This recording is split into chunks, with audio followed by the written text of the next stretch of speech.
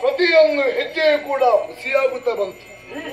ಇನ್ನು ಅವರಿವರು ಬೇಡ, ನಾನೇ ಸ್ವತಃ ಎದ್ದು ನಿಂತು ಆ ಬಲರಾಮ ಕೃಷ್ಣರಿಗೆ ಸರಿಯಾದ ಮಾತುಗಳಿಸಿ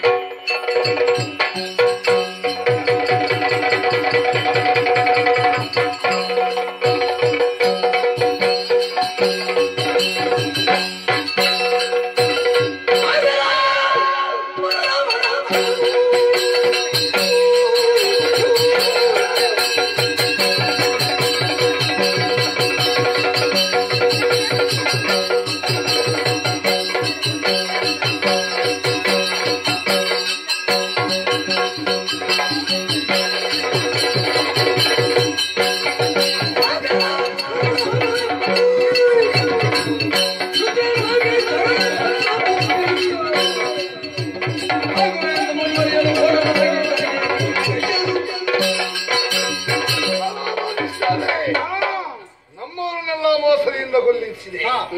ನಿನ್ನನ್ನು ಹೀಗೆ ಬಿಡ್ಲಿಕ್ಕಿಲ್ಲ.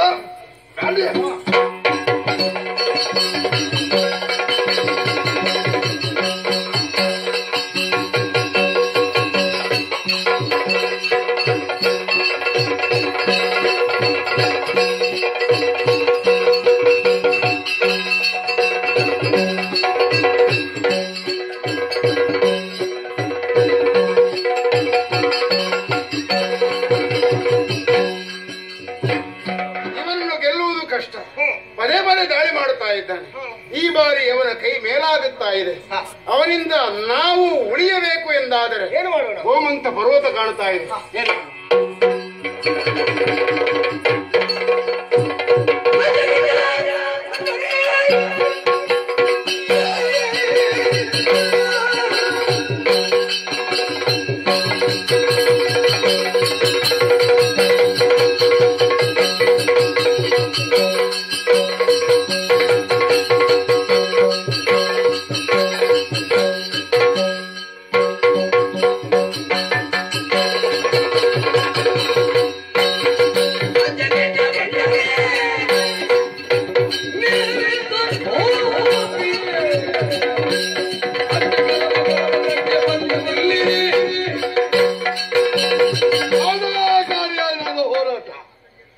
ಹೋರಾಟದಲ್ಲಿ ನನ್ನ ಕೈ ಮೇಲಾಗುತ್ತಾ ಆ ಕಳ್ಳರು ದಾರಿ ಸಿಕ್ಕಿಯಲ್ಲಿಗೆಲ್ಲ ಓಡಿಸಿಕೊಂಡು ಹೋದೆ ನನ್ನ ಕಣ್ಣಿಂದ ತಪ್ಪಿಸಿಕೊಂಡು ಹೋದ್ರು. ಆಗ ಯಾರೋ ಒಂದು ಹೇಳಿದ್ರು, ಪರ್ವತ ಹತ್ತಿದಾರಂತೆ, ಇನ್ನು ಮೇಲೆ ಹತ್ತುವುದು ಬೇಡ, ಅವರ ಮಕ್ಕಳು ಹೇಗಾದ್ರೂ ಹತ್ತುತ್ತಾರೆ, ಆದ್ರೂ ಬದುಕಬಾರದು. ಏನ್ ಮಾಡ್ಬೇಕು? ಈ ಪರ್ವತಕ್ಕೆ ಬೆಂಕಿ ಹಾಕಿ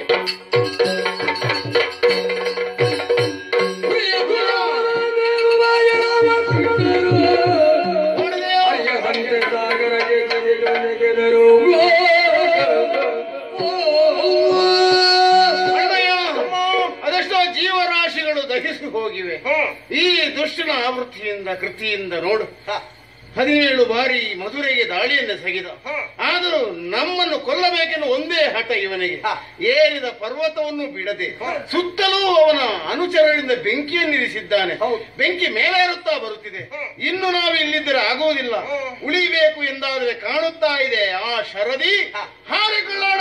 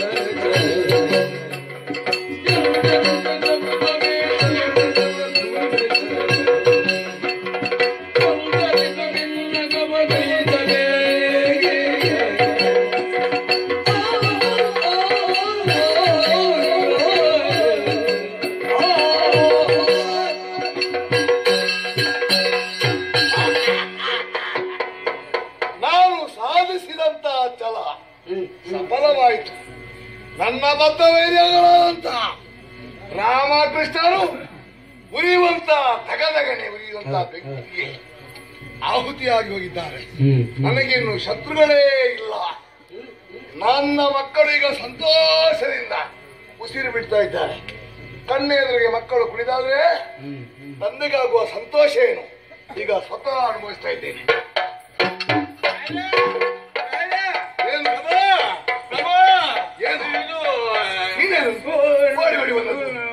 ಕಾರಣ ಉಂಟು. ಏನು ಕಾರಣ?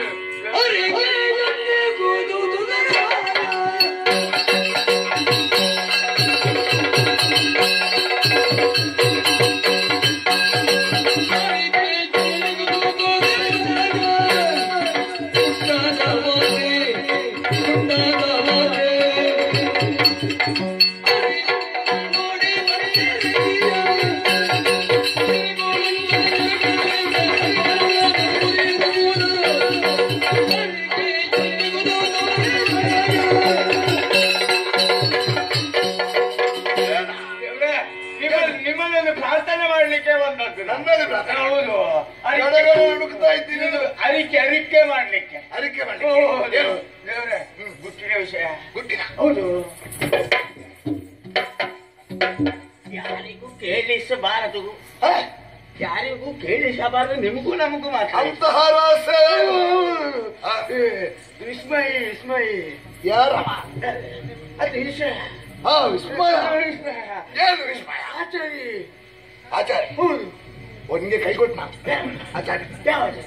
ಮತ್ತೆ ಆಚಾರ್ಯ ಅವಲ್ಲ, ಮತ್ತೆ ವಿಷಯ. ವಿಷಯ ಆಶ್ಚರ್ಯ. ಹೌದು. ಏನ ಬ್ರಹ್ಮಾಂಡ ಮುಳುಗಿತ?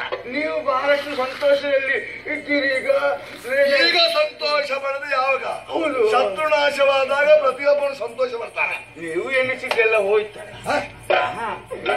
ನೀವು ಎನಿಸಿ ನೀರಿನ ಮೇಲೆ ಇದ್ದ ಹೋಮದಾಗ ಎಲ್ಲ ಹೋಯ್ತು. ಅಪಶಕುನ ಮಾತಾಡಬೇಡ. ನಾನು ಬೆಂಕಿ ಕೊಟ್ಟಿದ್ದೇನೆ. ಗೊತ್ತಾಗಿದೆ. ನೀವು ಕೊಟ್ಟದ್ದು ಮಾತ್ರ ಬೆಂಕಿ. ಅವರು ಸುಟ್ಟು ಹೋಗಿದ್ದಾರೆ. ಅದು ಯಾವಾಗ ಗಿರಿಗೊಂದು ಕೊಟ್ಟದ್ದು ನೀವು? ಅವತ್ತು ಗೋಮಂತ. ನೀವು ಗೋಮಂತನಿಗೆ ಬೆಂಕಿ ಕೊಟ್ಟಿದ್ದೀರಿ. ಕೃಷ್ಣ ಬಲರಾಮರು ಸತ್ತಿದವರು ಅನ್ನುವಂತ ಭಾವನೆ ನಿಮ್ಮಲ್ಲಿ ಉಂಟು. ಈಗ ಅವರು ಸತ್ತ ಬದುಕದ ದೃಷ್ಟಿಯೊಳಗೆ ಬರ್ತಿದ್ರು. ಸುಮ್ಮನದೆಲ್ಲ ಮತ್ತೆ ನೀವು ಎನಿಸಿದ್ದು ಮಾತ್ರ. ಬೆಂಕಿ ಕೊಟ್ಟಾಗಿದೆ, ಅವರು ಸತ್ತಾಗಿದೆ, ನಾವು ಇನ್ನು ನೆಮ್ಮದಿಯಲ್ಲಿ ಜೀವನ ಮಾಡಬಹುದು. ನೀವು ಎನಿಸಿದ್ದು ಮಾತ್ರ. ಅದ ಹಾಗೆಲ್ಲ ನಡೆಯಲಿಲ್ಲ. ಏನು? ನೀವು ಬೆಂಕಿ ಕೊಟ್ಟಾಗ ದಗದಗನೆ ಉರಿಯುತ್ತಿರುವಂತ ಬೆಂಕಿಯ ಮಧ್ಯದಲ್ಲಿ ಅವರು ಸಾಗರಕ್ಕೆ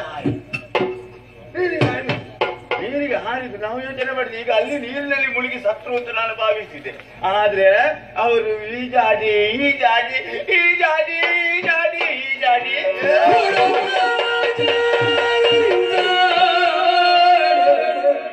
ಚಿಂತೆಯು ಮೂಡಿ ತೊಂದರೆ ಚಿಂತೆಯು ಮೂಡಿ ತೊಂದರೆ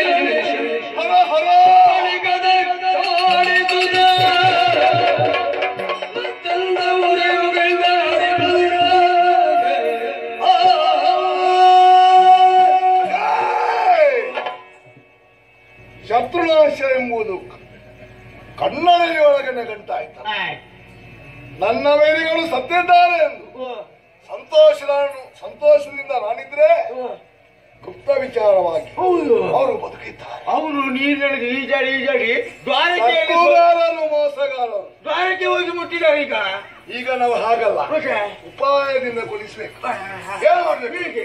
ನಾನು ಕೇಳಿದ್ದೇನೆ, ಉಪಾಸಕರು ಹೇಳಿದ್ದಾರೆ, ನೀನು ಭೈರ ಉಪಾಸನೆ ಮಾಡು, ಅವನ ಅನುಗ್ರಹ ಸಿಗ್ತದೆ.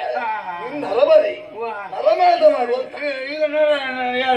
ಆದ್ದರಿಂದ ಪ್ರಪಂಚದಲ್ಲಿರುವಂತ ಎಲ್ಲ ರಾಜಕುಮಾರನ್ನು ಸೆಲಾರಿ ಹಾಕಿ ಆಯ್ತು ಅಪ್ಪನೇ ಅವರನ್ನೆಲ್ಲ ಒಂದೇ ದಿವಸ ಬಲಿ ಕೊಡ್ಬೇಕು. ಒಂದೇ ದಿವಸ ನೋಡೋಣ.